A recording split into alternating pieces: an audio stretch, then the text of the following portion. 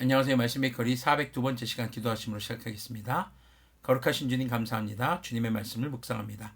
성령님께서 말씀에 조명이 되어 주시옵소서. 우리 주 예수 그리스도님의 이름으로 기도합니다. 아멘. 네, 오늘 보실 말씀은 누가복음 9장 18절에서 36절까지의 말씀입니다. 예수님께서 혼자 기도하고 계실 때에 제자들이 그와 함께 있었다. 예수님께서 제자들에게 물으셨다. 사람들이 나를 누구라고 하느냐? 그들이 대답하였다. 세례자 요한이라고 합니다. 그러나 엘리야라고 하는 사람들도 있고 옛 예언자 가운데 한 사람이 살아났다고 하는 사람들도 있습니다. 어제 묵상했던 헤롯이 들었던 이야기와 동일하죠. 지금 많은 사람들이 예수님에 대해서 이렇게 여러 가지로 이야기하고 있는 겁니다. 당시에 20절 보면요. 예수님께서 그들에게 물으셨다. 제자들에게 물어보시는 것이죠. 그러면 너희는 나를 누구라고 하느냐? 베드로가 대답하였다. 하나님의 그리스도님이십니다. 바로 하나님께서 기름 부어주신 메시아, 우리를 구원해 주실 분이십니다. 라는 말입니다. 틀린 말 아니잖아요. 21절 보니까요. 그런데 예수님께서는 그들에게 엄중히 경고하셔서 이것을 아무에게도 말하지 말라고 명하시고 말씀하셨다. 엄중히 뭐라고 경고하신 걸까요? 말하지 말라고 하십니다.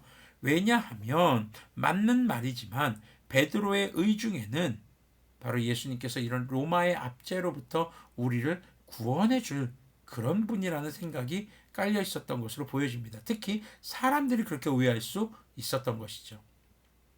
인자가 반드시 많은 고난을 받고 장로들과 대제사장들과 율법 학자들에게 배척을 받아 죽임을 당하고서 사흘 날에 살아나야 한다. 그리고 예수님께서 모든 사람들에게 말씀하셨다. 나를 따라오려는 사람은 자기를 부인하고 날마다 자기 십자가를 지고 나를 따라오너라. 누구든지 제 목숨을 구하려고 하는 사람은 잃을 것이요. 누구든지 나를 위하여 제 목숨을 잃는 사람은 목숨을 구할 것이다. 사람이 온 세상을 얻고도 자기를 잃거나 빼앗기면 무슨 이득이 있겠느냐. 누구든지 나와 내 말을 부끄럽게 여기면 인자는 예수님입니다. 자기의 영광과 아버지와 거룩한 천사들의 영광에 쌓여 올 때에 예수님께서 다시 오실 때를 말씀하시는 것이죠. 그 사람을 부끄럽게 여길 것이다. 내가 진정으로 너에게 말한다. 여기에 서 있는 사람 가운데는 죽기 전에 하나님 나라를 볼 사람들이 있다. 자, 지금 예수님께서는 자신의 죽음에 대해서 말씀하십니다. 그리고 부활에 대해서도 말씀을 하시죠. 그래서 자기의 목숨을 지키려고 하는 자는 죽을 것이지만 주님을 위해서 제 목숨을 잃는 사람들은 목숨을 구할 것이라는 것은 바로 다시 마지막 때에 예수님이 부활하신 것처럼 함께 예수님의 부활에 동참하게 된다는 것입니다.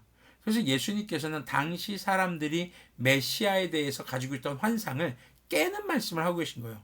나 죽어야 돼. 그리고 죽고 살아날 거야.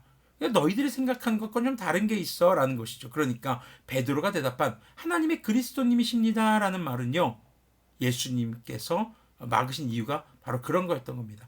그들이 바라는 메시아였던 겁니다. 그런데 주님께서는 어떤 메시아이신지 그리스도님이신지를 말씀하고 계신 것이죠. 어떻게 보면요, 베드로의 생각과 예수님의 말씀이 대립하고 있는, 이것은요 사람들의 생각과 예수님의 말씀이 대립하고 있는 그런 구도라고 볼 수 있습니다. 28절 이후의 사건, 이 모습이 이제 그 대결 구도를 해소합니다.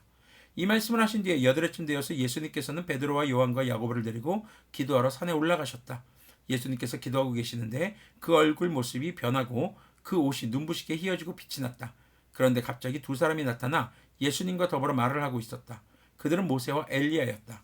그들은 영광에 쌓여 나타나서 예수님께서 예루살렘에서 이루실 일, 곧 그의 떠나가심에 대하여 말하고 있었다. 지금 사람들이 예언자입니다, 엘리야입니다 말하고 있는데 진짜 그들이 이제 예수님과 얘기하는 모습을 환상으로 보는 겁니다.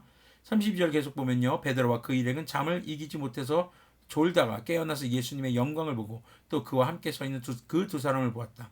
그 두 사람이 예수님에게서 막 떠나가려고 할 때에 베드로가 예수님께 말하였다. 선생님, 우리가 여기서 지내는 것이 좋겠습니다. 우리가 초막셋을 지어서 하나에는 선생님을, 하나에는 모세를, 하나에는 엘리야를 모시겠습니다. 베드로는 자기가 무슨 말을 하는지도 모르고 그렇게 말하였다. 그가 이렇게 말하고 있는데 구름이 일어나서 그 세 사람을 휩쌌다. 그들이 구름 속으로 들어가니 제자들은 두려움에 사로잡혔다. 그리고 구름 속에서 소리가 났다. 이는 내 아들이요 내가 택한 자다. 너희는 그의 말을 들어라. 그 소리가 끝났을 때 예수님만이 거기에 계셨다. 제자들은 입을 다물고 그들이 본 것을 얼마 동안 아무에게도 알리지 않았다. 하나님께서 바로 이 사건을 통해서 니들 예수님 말 들어라. 내 아들이야.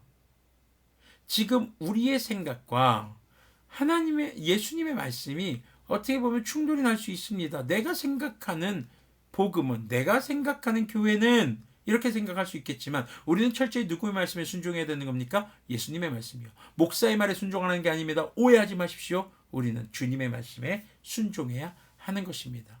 예수님 그래서 누구신가를 알아야 합니다. 하나님의 아들, 모든 것을 창조하신 창조자, 그리고 하늘과 땅의 모든 권세를 받으신 통치자, 바로 그분이 우리 예수님이십니다.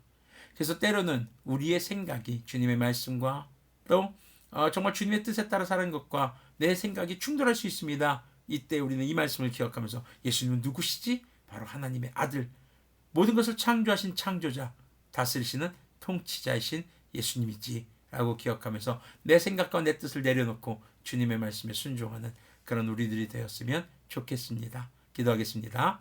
거룩하신 주님 감사합니다. 주님의 말씀을 묵상했습니다.